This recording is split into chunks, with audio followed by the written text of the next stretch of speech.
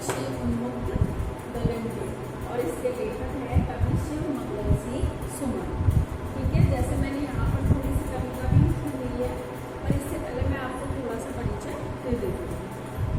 शिव मंगल सिंह सुमन जो इसके लेखक हैं या कवि है, उन्होंने लिखा है हम पक्षी उन्मुक्त गगन के, यानी हम कैसे पक्षी हैं, पक्षी कैसे होते हैं, पक्षी कहाँ उड़ते हैं, आकाश में।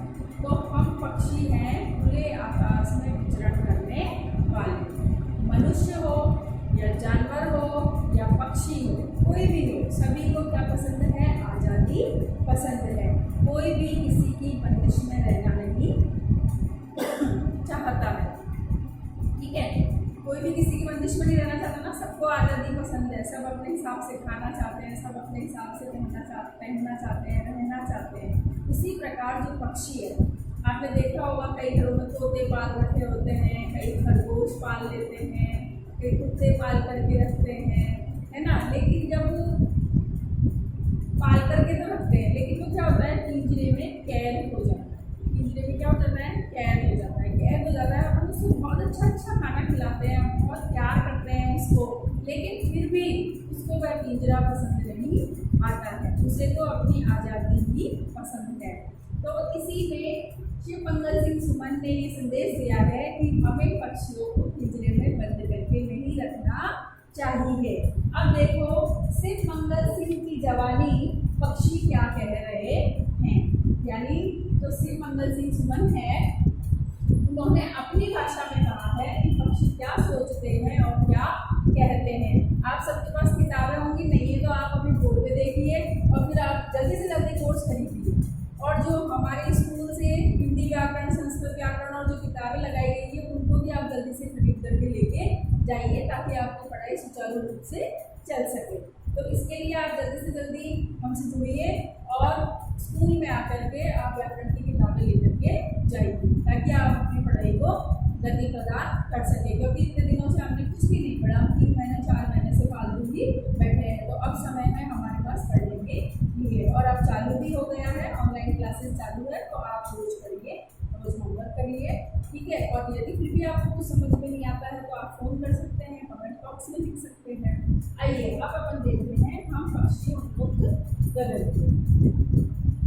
हम पक्षी उन्मुक्त गगन के पिंजर बंद ना गा पाएंगे, कनक तीलियों से टकराकर पुलकित पंख उठ जाएंगे। पहले मैं इससे आपको कठिन शब्द बता देती हूँ, क्या बता देती हूँ, कठिन शब्द बता देती हूँ।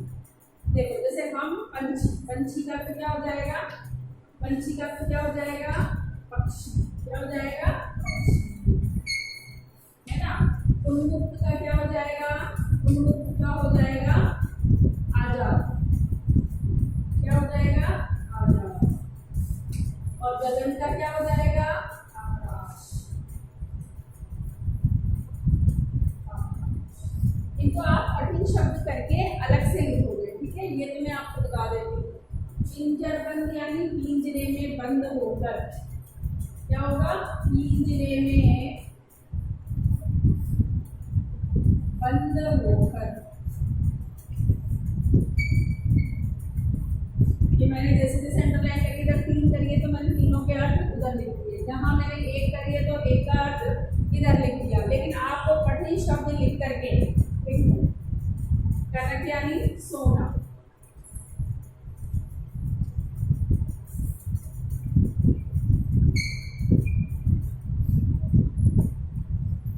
कनक तीलियों से टकराकर, तीलियां यानी वो जो जिसकी जालियां होती है ना, जैसे पिंजरा है, अब पिंजरे में ऐसे ऐसे ऐसे ऐसे यूं जालियां लगी रहती है, ठीक है ना, यानी उनको हम बोल सकते हैं सलाखी। क्या बोल सकते हैं, सलाखी।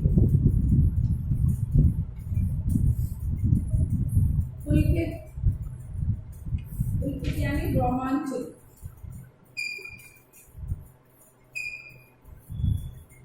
पुलकित यानी रोमांचित। हम बहता जल पीने वाले मर जाएंगे भूखे प्यासे, कहीं भली है कटुक, कटुक यानी कड़वी। निबोरी यानी नीम का एक फल आता है जो इस समय आ रहा है, छोटी छोटी सी जो गोलियां सी होती है वो नीम के पेड़ में आती है। जो हरी होती है वो कड़वी लगती है और जो पीली होती है नीचे गिर जाती है वो खाने में मीठी लगती है।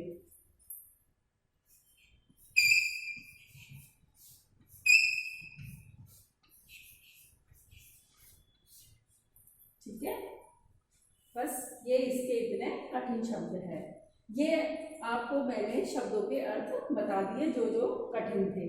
ठीक है, ये इसमें पंछी यानी पक्षी, ठीक है, उन्मुक्त, आजाद, गगन, आकाश, पिंजरबंद, पिंजरे में बंद होकर, ठीक है, इसको मैं भी लगा सकते हो इसमें, पिंजरे में बंद होकर, कनक तीलियों से यानी सोने की सलाखों से, या फिर अलग अलग से लिख लो, कनक यानी सोना, तीलियों यानी सलाखें, पुलकित यानी रोमांचित, ठीक है,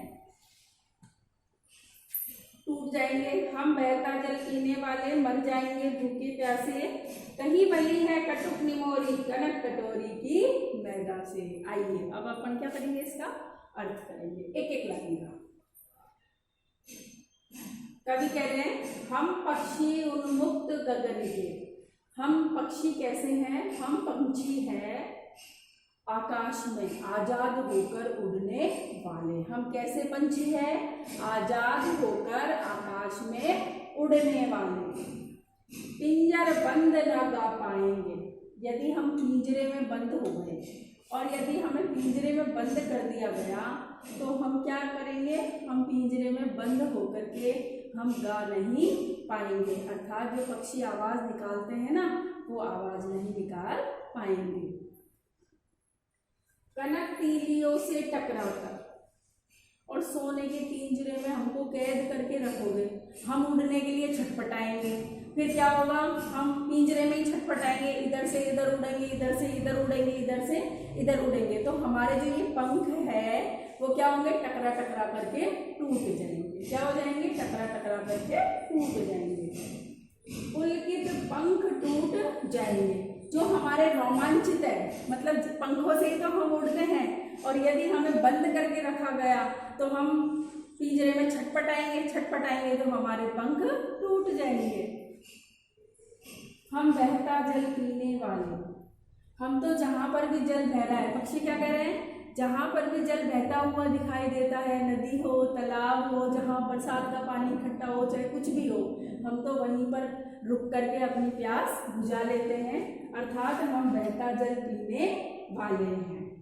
मर जाएंगे भूखे प्यासे, यदि हमें पिंजरे में बंद रखा गया तो हम भूख और प्यास के मारे मर जाएंगे। क्या होगा, हम भूख और प्यास के मारे मर जाएंगे। कहीं भली है कटुक निमोरी कनक कटोरी की मैदा से, हमारे लिए तो जो कड़वी नीम की निमोड़ी है, जो नीम का फल है, वही बहुत अच्छा है कनक कटोरी की मैदा से, क्योंकि जो सोना की कटोरी में, सोने की जो कटोरी है उसमें आप रखकर हमें मैदा खिलाते हो और दाना खिलाते हो, उन सब से अच्छा है कि हम तो आजाद होकर के उड़े,